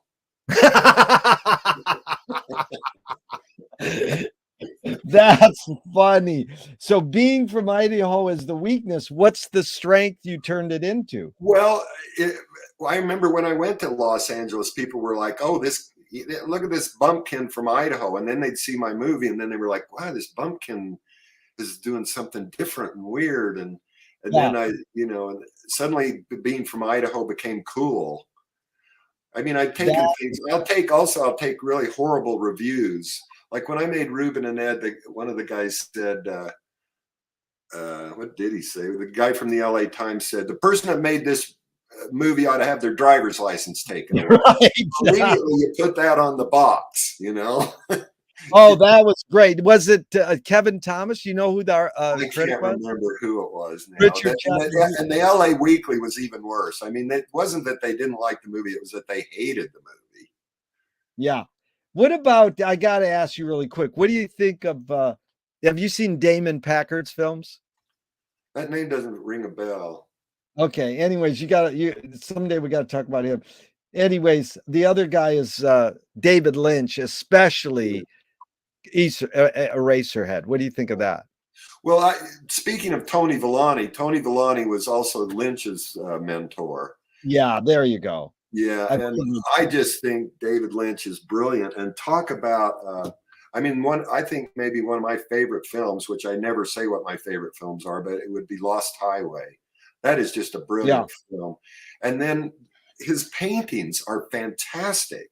He just had a show at the Pace Gallery in New York, and my God, he's a good painter. I think in some ways I think he's moved away from film and into painting more, and it's just he's painted all along, man. I saw it, but now it's like whoa, he's really he's brilliant. I remember seeing a painting of his in a gallery once, and there was a Band-Aid on the canvas. Yeah. Like for real, like a Band-Aid. I was like, oh, that's good. But I got twisted on Lynch because when we first showed Eraserhead, no one knew what we were in for. Right. And then Blue Velvet came out, and I would said, if you think Blue Velvet's great, Eraserhead's way better than Blue Velvet. And I showed it to my friend, and after 20 minutes, he says, nothing happened. Because, Lynch learned how to make films where that something happens, so they got a little tinge of weirdness in them. But he's definitely, so I had an unfair bias. Right. That I sort of abandoned, but I think it's important what he did, because Oh, yeah. whenever an experimental filmmaker would come to Venice and I'd show their films, I was like, if you want to get people there, write in your blurb, they're like John Waters and David Lynch, because that's what people register as, oh, it's a little different, Right. Right. So it's not fair. But I think it was important what Lynch did with Eraserhead, because he opened it up to say, I mean, it's what he's a Louis Buñuel wannabe. What can I say? Well, that film, Lost Highway, I've never seen anything like it, because what he does is he takes the protagonist, and halfway through the movie, the protagonist disappears. I've never seen that happen before. He completely takes dramatic structure and ignores the whole thing. Since Plato, they've been doing first, second, third, next, and he's just like, fuck that, I'm not going to do that. Yeah. So that one really got me. The others, I mean, they're all interesting, but that one was like, whoa. Yeah. Protagonist disappears. That is good. I need that line, Trent. I need that. In the second act. Yeah. That is good. That's like, well, I have to tell you another thing about, the first thing I ever taped with a reel-to-reel videotape machine was Marty and Brian De Palma on Dick Cavett. And it's really you can watch it on YouTube now, and it's interesting to see these young guys talking about filmmaking. And they basically say, yeah, all you have to do is create a character and then kill them off. And I mean, that's all it is. But back to Lynch and painting, Lynch's first film, or his very Grandma first, and that stuff. Yeah, all it is him trying to be Francis Bacon. So Bacon paints as though it's cinematic. Francis Bacon's paintings looks like a swish of almost a swish pan. Yeah. And he said, I can do that. So all he did was film Bacon paintings. But you got him going. So Trent, I asked for 90 minutes. It's already 91 minutes. Are you willing to go a little longer? Do you got to get going, or can you go another whatever? Oh, I could go another couple of minutes. I got to go to the bathroom. well, how about this? If you could go another 20, 30 minutes, go to a bathroom break, leave it going. Do that. Right. And I'll tell people about, going to Trent Harris's website, and you can learn more about Trent and on echocave.net. That's ECHOCAVE.net. And I was lucky enough to lecture for film students in Boston, Massachusetts at the Art Institute. And the instructor, who's a dear friend, Tim Jackson, and a great rock and roll drummer, studies art deeply, said to me one of his favorite films was the Beaver trilogy. And I was astounded that I had not heard of this film, because I had curated weird films, experimental films, and regular films for many years, starting in 1972 in Ann Arbor, Michigan. So basically for 8 years, I showed films in Ann Arbor, Michigan at the University of Michigan. So we have Trent back, and I was just telling them that the way I first learned of your film was being the Beaver trilogy being highly praised by Tim Jackson. So I want to give kudos out to him for alerting me, because not every weird filmmaker I know their name, but I try to keep up with them. I would just tell you what Damon Packard is outside. He's a guy in LA who tried to be Steven Spielberg, but he's like so bad that all the experimental film venues went, this guy is amazing, and so he's compared to Rabelais, and you Oh, know, and so the one thing he did that's subversive is he would make his films, and then he would send a letter to Kubrick and make it look like it was from Dennis Hopper. oh. And he would say, you have to see Damon Packard's film. This is the new great filmmaker. And then, no, I think he sent it to Kubrick and signed it David Lynch. Oh. And then people, and then Kubrick went, this is great. And then David goes, I didn't send you that. That's called mail fraud. So then they had Lynch's people went to him and says, dude, you can't do this. That's mail fraud. So then he eventually, it is a great idea. And then he eventually, it is. And I mean, he deserves to where he got, and then he would make DVD copies of his films and put them at Tower Records, like free copies. And then he would throw one on David Lynch's front yard like every day. Like everybody's like, I got so many copies, and I showed his films before he opened up Red Cat, the big highbrow place in LA where all the Cal Arts kids and all the highfalutin artists get played. And he was the first one that I showed his stuff years ago. But anyways, all the power to him. So onward and upward. I appreciate your time, Trent. So we are going to now ask you, you brought up this emotion earlier.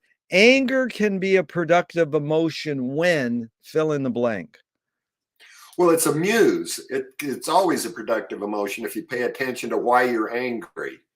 Yeah. So, like, why am I angry right here? And what that is it's a very strong, it's a strong feeling that you have. And that's what you need. You need strong feelings if you're going to write something or make a movie. You've got to feel really strongly about it. So it can be anger or it can be joy or something like that, but it has to be something that you feel really strongly about. They're muses in a way. Yeah. Is ambition based more on joy or more on fear? Gosh, probably ambition, joy, or fear. Probably a little, I would say joy. Yeah. Yeah, I think. That's amazing, Trent. So many years I asked that question worded that way. And most people said fear. And it was too easy.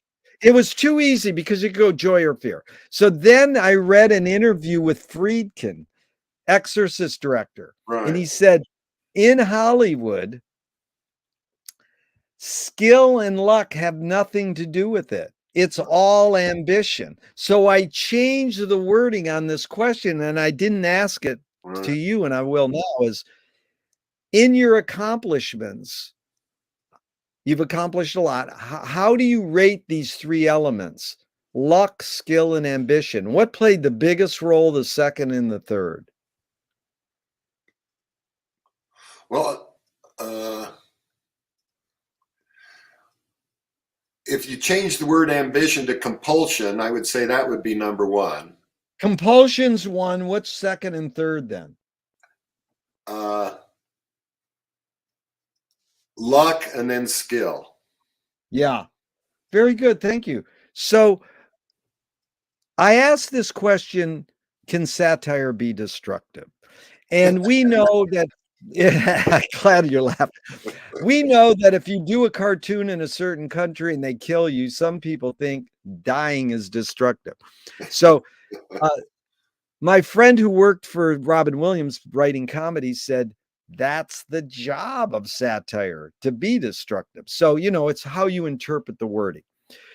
Swift compared satire to a mirror in which people could see every face but their own. Is this Taylor Swift? Jonathan Swift. Oh, that guy. Is it Taylor Swift? Thank God I can remember this as being one of the greatest interviews in 40 years because all I want to do is laugh, man.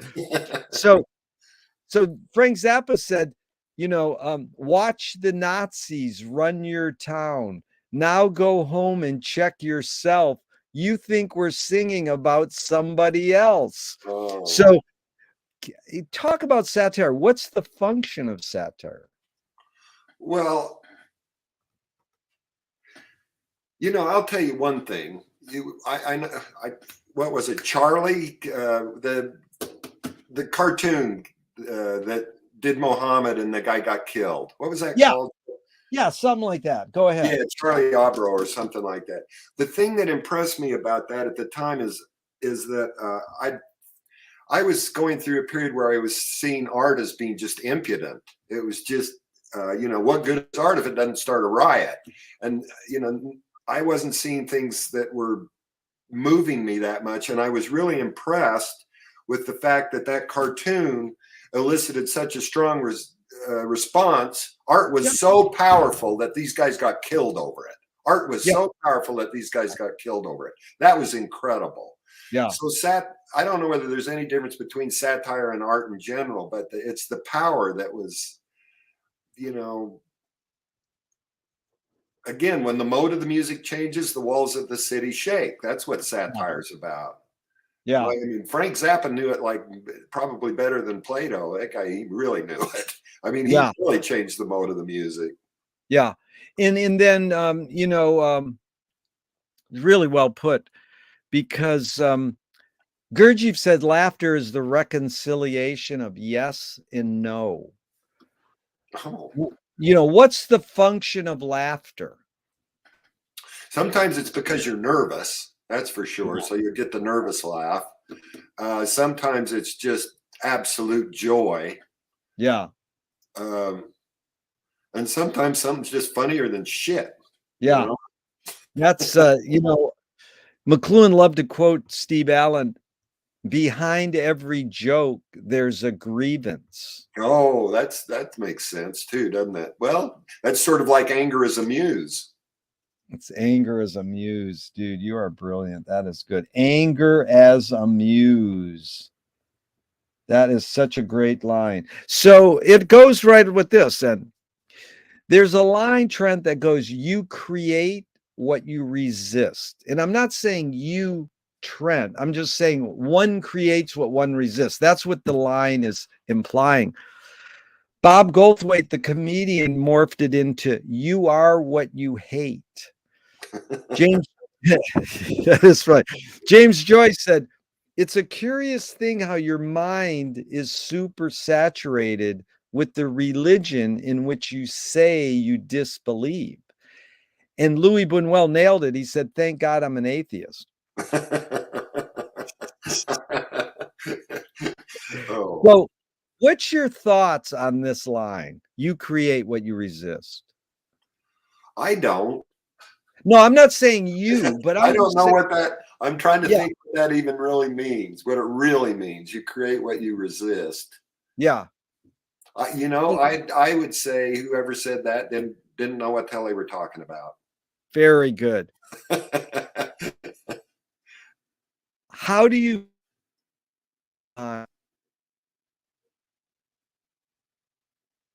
whoops, I lost you. How do you find peace of mind? Well, honestly, I like to drink beer and particularly with my friends in the afternoon.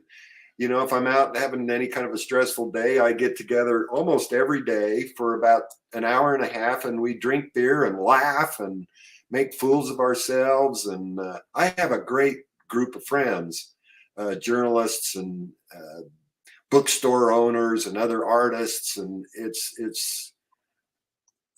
that's how I do it. It's beautiful, Trent. I appreciate that because I think it was Blake said, if the fool persist in their folly, they become wise. Wives? Wise, W-I-S. Oh, I thought you said wives.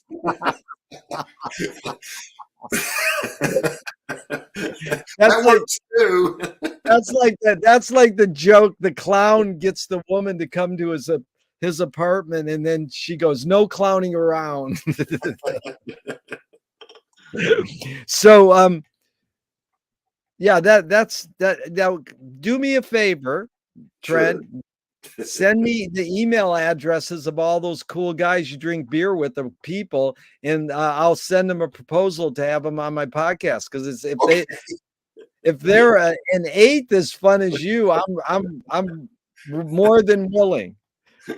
And you don't have to be famous, or have a book or a film or anything. If it's just what it is I'm looking for people who are willing to talk for 90 minutes. Oh, there you go. And I bet that gets hard to find sometimes. But Some people what they call me, I'm a flabbering blabberhole. So a wackadoodle flabbering blabberhole. That is great writing. Okay, so here's 5 Alan Watts questions. You're going to have to tone the blabbering down because I'm asking you to answer them in just 2 to 4 words. Keep it brief. gotcha. So these Alan Watts, number 1. Who started it all? Me. Are we going to make it? No. Where do we put it? Up our ass. Who's cleaning it up? Not me. Is it serious? It definitely. Wow. See, Frank said I'm serious about being not serious. Okay, now we get really deep and when I said that to George Clinton, Parliament Funkadelic. Yeah. I asked him all these questions and I says, okay, now we're going to get deep. He goes, I've been deep. No, I says, now we're going to get playful. And he goes, I've been being playful all along. If you were walking down the street today and you met yourself as a 12-year-old, what would you say to your 12-year-old self? I'd tell him to quit his job that he had at that time. That's a good advice. Quit your job. Yeah, Beautiful. when I was 12, I had a job and somebody should have told me to quit it. That is smart. You know what I was? I was the nightcrawler king. I'd go out and catch night crawlers and sell them on the street corner. Dude, my wife, who has sung at Carnegie Hall, she's a great jazz singer. One of her jobs in Gridley, California was worm farming. Yeah. I says, you were a worm farmer? I was too. And when I was 12 years old. She's gonna worm farming. This is gonna be so fun because I've got that Beaver trilogy on my DVD player, and we have this tradition in our house. I think movies are stupid in the long run, so I'll watch 10 minutes because it's a date night. We're watching a film together. Then 10 minutes later, I'm sleeping. Then she watches the whole thing, and then the next day she says, "Oh, it was so good," and then I didn't have to waste 90 minutes of my life. But occasionally, a film keeps my attention for 90 minutes, so I can't wait because I'm really looking forward now to watching Beaver Trilogy and all your features, especially when I say, Susie, we're going to watch a film that was made by a fellow worm farmer.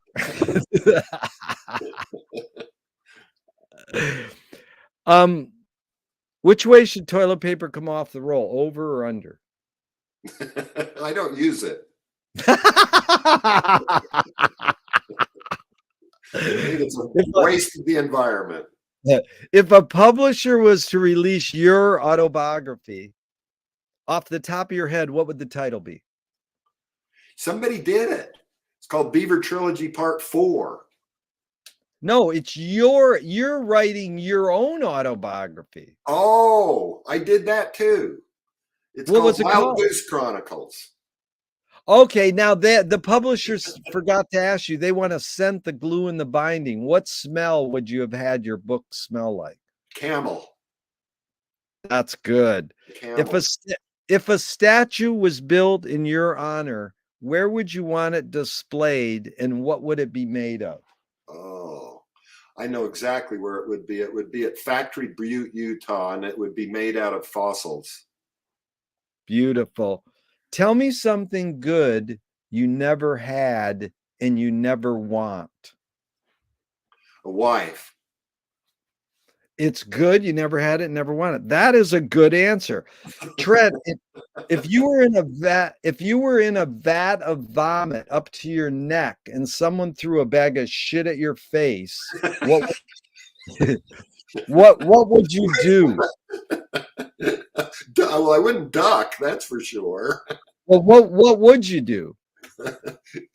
You know, I'm going to have to get back to you on that one. I got to think about You know who said that to me? Of all people, you probably appreciate them. Do you know the Beatles of comedy, Firesign Theater? Oh, sure.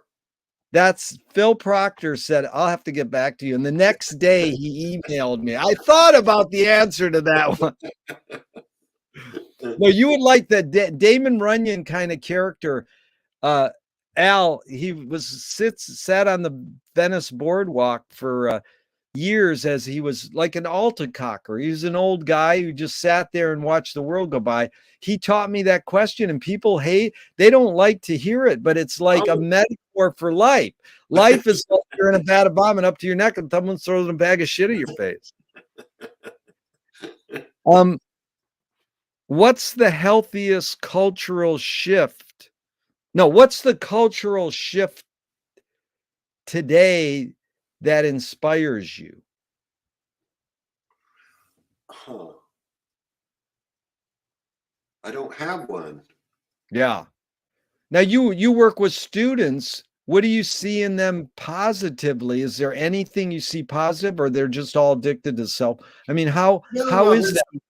there's some wonderful, you know, I teach for one reason and one reason only, and it's because it's so damn much fun. I Yeah. mean, I've got information that I want to share with these young people, and some of them really are hungry for information, and they feed me, feed me, feed me, and that's so rewarding to work with. You know, some of them are, you know, not that way, but the ones that are Yeah. that way, whoa, And just do you show your films at all, or other yeah. people's? Oh no, I'll show some of my films, and then there's a couple of outside films. I showed Jodorowsky's Dune. You know, talk Oh, about good. artists. You know that film. That's an amazing Yeah, I film. mean that's all about what you've been talking about, art and why people do what they do and the lengths that people go. And then I show another one called Brief Encounters by Gregory Crewdson. But he's a photographer, a famous photographer, and those two films are about the creative process in art and being an artist. I show those two films, and then I show How do some you of mine. how do you spell Gregory's last name? Crewdson. If you Wow. Google him and go to images, and you'll recognize his work probably pretty quickly. What They're very theatrical. They're very cinematic. They look like movie stills. but Brief Encounters is a film he made? That's the name of the documentary about him. Oh, it's a doc on him. Yes, Brief Encounters is, what was it, the Renoir film or? Yeah, it's somebody else, but that's Yeah, good. I'll look it up. So is he contemporary? Is yes, yes. Gregory? So Tarkovsky is being introduced in 83 by Stan Brakhage at Oh, Telluride. Here's what Brakhage said. I personally think the three greatest tasks for film in the 20th century are: one, to make the epic, that is, tell the tale of the tribes of the world; two, to keep it personal, because only in the eccentricities of our personal lives do we have any chance at the truth; and three, to do the dream work, that is, to illuminate the borders of the unconscious. Do you have any additional updates or any thoughts on those three tasks? those are the tasks of the filmmaker. That's what Brackage Right. said. Right. Gotcha. Introducing, he said, I think the three greatest tasks of Right. film in the 20th century. Oh, So okay. mine is, do you have, I mean, do you see film going anywhere else?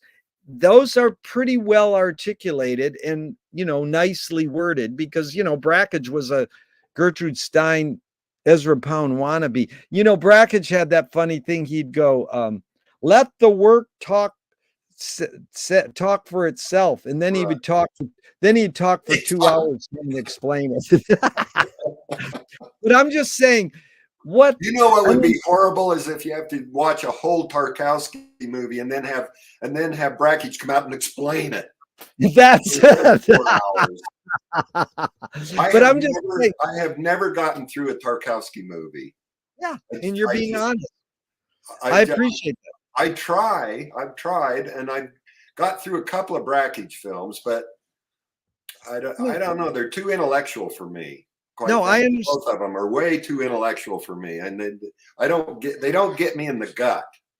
Yeah, and I see what you're saying, and I'm just saying to you, do you have any updates that are more contemporary to those tasks? What's your task as a filmmaker, or what's the task you would like to see these young students that you're teaching do? Is Well, there what I want them to do is develop develop their own voice, and then become a bully to make the world see what they yeah, see. yeah, So they've got to develop their own voice first, yeah, which is an interesting process. They have to, and that goes through. I try to get them to get off their cell phones, get your face out of your phone and your butt out into the real world. yeah, So, part of the deal is, watch movies, go to a ballet, go to a wrestling match, go to a demolition derby, just do stuff and begin to, yeah. get out and start to do stuff. And you'll develop a sense of who you are eventually and what your voice is. Some people never do. And some people, man, they've got it early. So once they get that voice, then they should spread force people to see the world the way they do. Trent, we're almost out of here. That was really brilliant because it also evoked, James Benning. That's Richard Sure. Linklater's big hero. He at Cal Arts, he says to his students, go do two things. Go to this hill over there and watch the sunset, Right. and then go to a police station and sit in the lobby and watch what goes on. That's like go to a wrestling match, Right. go live real life. Yeah. Right. So it was, Joseph Beuys, talk about agitprop artist. He said, make the secrets productive. Thornton Wilder, 1928, the guy who wrote Our Town, said, art is confession. Art is the secret told, but art is not only the desire to tell one's secret, it's the desire to tell it and hide it at the same time. Uh-huh. You've laid your cards on the table for almost 2 hours. I'm not insinuating you haven't already answered this. What's it really all about for you? Honestly, I don't know. Oh, that is the best answer. I love when people say that. Let me just tell you how to reinforce that. Abigail Childs, I don't know if you know her films, really good experimental filmmaker in New York. I says, what language is your dialogue in? He goes, I knew. Which is, that, wouldn't you say saying I don't know is what propels you to continue on? Well, in a way, it goes back to curiosity, doesn't it? Yeah. Yeah, that's your first, yeah. What gives you the most optimism? Boy, 2 or 3 of my students have given me faith that there might be a future. So it's a couple of the young people, not all of them, believe me, but a couple of the young people I've met are really special. Yeah. It's like, wow, man, Also, listen, Trent, tell them Jerry would like you to be on his podcast because I like to interview young people because then 10 years down the road, I interview them again and you see how And that if there's like you're willing to talk, you don't have to know anything. It's just talking for 90 minutes. And I'm serious. I love to have young. I love to have anybody. But it's You must funny. have a real wonderful archive of people that you've interviewed. I've got a huge archive, and I'm Oh, lucky. I yeah. was just, I interviewed Abraham Polanski, the guy who made Body and Soul, and we're making a film about archiving right now, and I don't think I have a tape of that. So it's sort of sad when there has been flubs on my part Right. where I didn't tape it good, or Right. I lost the tape or whatever. So it's been fun, and I learned a lot, and I appreciate your time. But just in closing, I start with what's the best thing for a human being? And Wilhelm Reich said the best thing for a human being is another human being. Oh, there And you go. the last question is, what gives you the most optimism? And most people answer what you just said, youth or young people. And I got that question from the question they asked Groucho Marx at the end of his life. They go, what gives you the most optimism? And he said, other people. Yeah. And so it's interesting. I've been fortunate enough to spend this time with another person who I didn't know. And I feel like I've learned a lot about you, Trent, and I appreciate it. And McLuhan said, communicate. Well, I'll tell you two jokes because you're good at laughing. One is the priest is trying to cross the Canadian border, and the custom officer sees a flask and he says, hey, what's in that flask? And the priest goes, it's water. And the custom officer says, let me see that. And he takes a swig out of the flask and goes, that's whiskey. And the priest goes, it's a miracle. So it goes along with this McLuhan line. He said, communication of the new is a miracle, but it's not impossible. So I really think what you've communicated to me is a miracle. You've communicated newness to me, and it is possible to communicate newness. I appreciate that. And the last joke is Hitchcock and McLuhan's favorite joke. And this is, you write your films, right? You're the main screenwriter. Yeah. Right. And so two goats are eating 35 millimeter film coming out of a film can right over here in Culver City, the lot where they made the same year Finnegan's Wake came out, 1939, Wizard of Oz and Gone with the Wind. And the goats are eating the film coming out of the film can. And the one goat turns to the other goat and says, the book was better.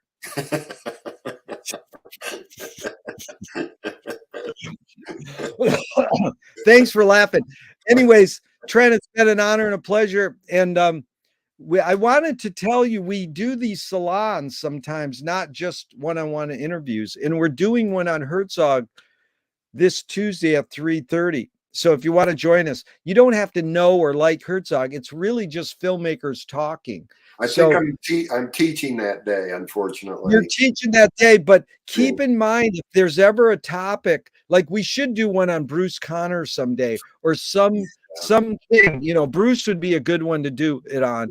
And I'd love to have you in one of these salons too, because then we mix and match it more with, more voices. But thank you so much, man. You really got what I'm after, and you really appreciate all your creativity and all your articulation, man. Well, thanks for having me on. Thank you, Brett. Trent, I'm going to hit the end broadcast button, but I hope this never ends and we keep talking forever and ever.